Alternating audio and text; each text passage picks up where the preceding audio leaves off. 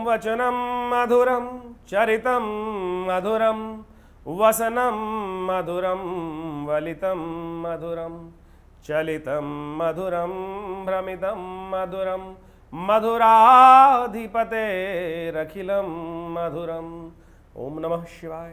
नमस्कार, आचार्य विक्रमादित्य हूँ मैं। आज का विषय हमारा जो है वो मिथुन राशि वालों के लिए है और मिथुन राशि वालों के लिए राहु का प्रभाव जो आने वाले समय में विशेष तौर पर बदलने वाला है, वो क्या कुछ करने वाला है आपके साथ। देखिए मिथुन राशि वालों, आपकी राशि के अनुसार से आज हम राहु को लेकर उपस्थित हुए हैं।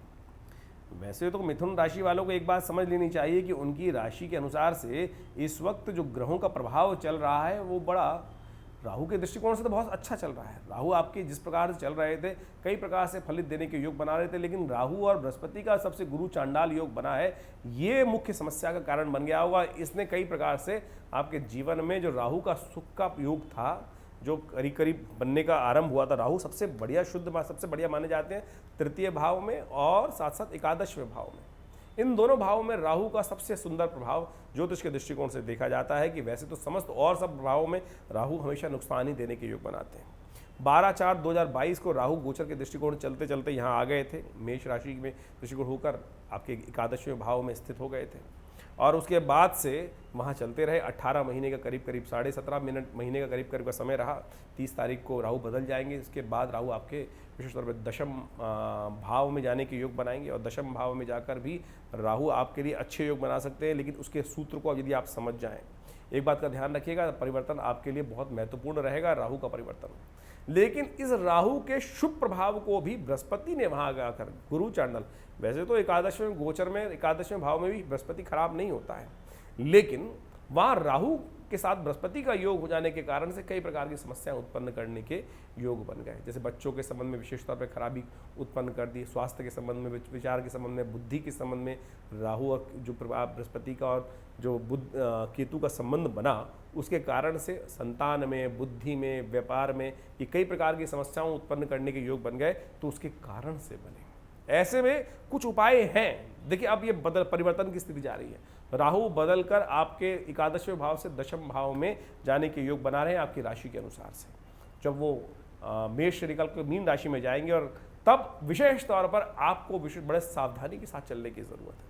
लेकिन इस वक्त जब तक वो राहु वहां से नहीं जा रहे, कैसे आप अपने ग्रहों को ठीक कर सकते हैं और इन बृहस्पति और राहु की युति जो है उसके दुष्प्रभावों को दूर कर सकते हैं। क्योंकि बृहस्पति महाराज इस वक्त जो है वो वक्र हो गए हैं और वक्री होकर बृहस्पति राहु के साथ बनकर वो स्थिति को और गुरु चांडाल योग को और खराब करने के योग बना है। 4 सितंबर से बृहस्पति वहाँ वक्री हुए और 31 दिसंबर तक यहाँ वक्री चलने हैं इस भाव में। ऐसे में कुछ खास उपाय राहु के बदलने से पहले आपको कर लेने चाहिए, जिससे राहु का जो दुष्प्रभाव बृहस्पति के साथ मिलकर हो रहा है उसको आप शांत कर सकें। सबसे पहला उपाय जो है वो आप नोट कर लें, ब्राह्मण सेवा, विद्वानों की सेवा। जितना विद्वानों की सेवा, जितनी विशेष तौर पर बृहस्पतिवार के दिन गौशाला में जाकर जो खासतौर पर पीली चने की दाल आप भिगो लीजिए और वो जाकर गौशाला में विशेष तौर पर कर दीजिए दान। गाय को अपने हाथ से खिला दीजिए। चने की दाल आपको मिल जाएगी, चने की दाल रात को भिगोई, सुबह जब फूल जाए तो उसको खास तौर पर ले जाकर अपनी सामर्थ्य के अनुसार, अपनी इच्छा के अनुसार, अपनी शक्ति के अनुसार से गौशाला में अवश्य डालने का प्रयास करें। नहीं तो राहु महाराज ये बृहस्पति के साथ युति बना रहे हैं, वो लाभ की स्थिति होते होते कहीं ना कहीं व्यवधान उत्पन्न कर देंगे और बनते बनते खेल बिगड़ जाएंगे। नैसर्गिक दृष्टिकोण से राहु सबसे ज़्यादा ताकतवर ग्रह माना जाता है और जिसके साथ भी आ जाता है वहाँ अपनी युति के कारण से समस्त समस्याओं को उत्पन्न करने के योग दे देता है। वैसे ज्योतिष के दृष्टिकोण से हमने आपको पुनः बताया कि एकादशवें भाव का राहु सबसे श्रेष्ठ माना जाता है। पाराशर के अनुसार से कहा जाता है कि जैसे हवाएं जो बड़े से बड़े कूड़े के अंबार को भी, बड़ी से बड़ी ड्रूई के ढेर को भी, समस्याओं के ढेर को भी उड़ा के जैसे ले जाती हैं, वैसे ही समस्याओं को समाप्त करने के योग बना देता है। तो ये तो चिंता नहीं थी, लेकिन बृहस्पति महाराज जब से यहाँ युति करके बैठ गए तब से समस्या का कारण बना हुआ है। ऐसे में अब परिवर्तन का समय आ गया है। अब परिवर्तन का समस्या जो योग बन रहा है, बृहस्पति भी शुभ प्रभाव देने के योग बनाएंगे इसके बाद, इन दोनों की युति हटने के बाद, और इसके बाद राहु का प्रभाव जो दशम भाव में रहेगा, उसके लिए आपको खास चीज़ें समझनी पड़ेंगी। जब वो आएगी स्थिति तो हम आपको बता देंगे। केवल छोटी सोच, नैरो माइंडेड थॉट जो है वो आपको नुकसान दे सकते हैं। इसके बाद राहु के परिवर्तन से तो अपने विचारों को ब्रॉड करने का आपको प्रयास करना पड़ेगा। छोटी बात, छोटा दिमाग, छोटा पैसा, ये नुकसान देने के योग बनाएगा जब राहु परिवर्तन की तरफ चले जाएंगे। लेकिन उसके बाद बृहस्पति बहुत सुंदर हो जाएंगे। लेकिन जब तक यहाँ पर हैं 30 अक्टूबर तक यहाँ पर है, तब एक उपाय आपको हम जो बताया उसको समझ लीजिए। एक तो ब्राह्मण सेवा, यथाउचित भाव से, बाई चांस श्राद्ध भी चल रहे हैं इन दिनों, तो कोशिश ये कीजिए नित्य प्रति कुछ ना कुछ पीला भोजन, लड्डू हो गए है, केला हो गया, ये सब ब्राह्मणों के प्रति आप समर्पित मंदिर में छोड़ाइए। पंडित जी की पूजा करके पंडित जी का नित्य प्रति आशीर्वाद ले लीजिए, जाके उनका चरण एक बार। यदि ये उपाय कर लेंगे तो बृहस्पति का जो दुष्प्रभाव वक्री होने के कारण से राहु के साथ युति बनी हुई है, धर्म से जो अधर्म को अपने मन से दूर करें और धर्म की संगत लेने का प्रयास करें। ये श्रद्धा भाव समर्पण जितना करेंगे देखिएगा उतना परिवर्तन का बहुत सुंदर योग बन जाएगा। बृहस्पतिवार के दिन जितने भी बृहस्पति पढ़ेंगे, 4 बृहस्पति पढ़ेंगे, तो बृहस्पतिवार के दिन थोड़ा सा पीला जल लेकर जल में थोड़ा सा हल्दी डाल लीजिए और उसको केले को समर्पित कर दीजिए, केले का पूजन कर लीजिए, बृहस्पतिवार का व्रत कर लीजिए। ये कुछ उपाय हैं जो अभी समय है, आप इनके दुष्प्रभाव को दूर करने के लिए सुंदर तरीके से ये उपाय कर सकते हैं।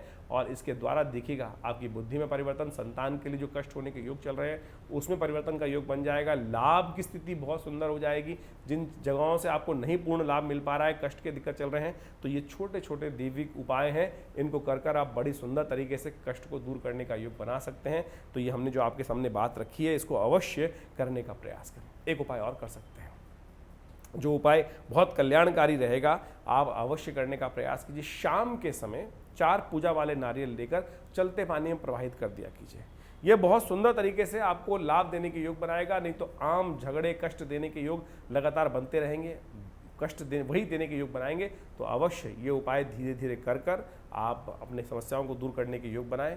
हम इसी प्रयास से आपके समक्ष रहते हैं कि बहुत सारे जो जीवन में ग्रहों के योगा योग बनते हैं, उनके द्वारा कैसे जीवन में कष्ट बन रहे हैं, उनको कैसे निवारण करने का योग आपको बनाना चाहिए।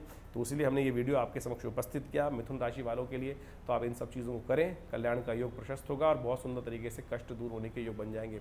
इसके अलावा भी कोई मन में प्रश्न चल रहा हो, चिंता ना करें, ये कार्यक्रम आपका अपना कार्यक्रम है। दिल्ली में हमारा विवेकानंद योगाश्रम बहुत सुंदर तरीके से स्थित है, वहाँ पर नित्य प्रति बहुत सारे अनुष्ठान इत्यादि कार्य चलते रहते हैं। आप भी हर रविवार को यज्ञ में सम्मिलित होने के लिए इस कार्यक्रम में भाग लेकर आनंद से जुड़ सकते हैं। रविवार को सुबह 8 बजे से लेकर करीब करीब 10 साढ़े 10 तक कार्यक्रम चलता है। विशाल भंडारा होता है और माँ भगवती का बहुत सुंदर दिव्य श्री विग्रह वहाँ उपस्थित है, जो मुल्तान से 1947 में हमारे आश्रम में पधारा। और आज वो बहुत सुंदर तरीके से 500 साल पुरानी भगवती की चमत्कारिक श्री विग्रह वहाँ उपस्थित है, जो आनंद देती है। उनके दर्शन कर लेने मात्र से कष्ट दूर होने के योग बनते हैं। तो आइए विवेकानंद योगाश्रम में, और फ़ोन नंबर्स आपके सामने अवेलेबल है। यदि कोई जानकारी चाहते हैं तो उन पर समस्त प्रकार से व्हाट्सअप इत्यादि कर आप समस्त प्रश्नों के निदान जान सकते हैं। धन्यवाद, नमस्कार।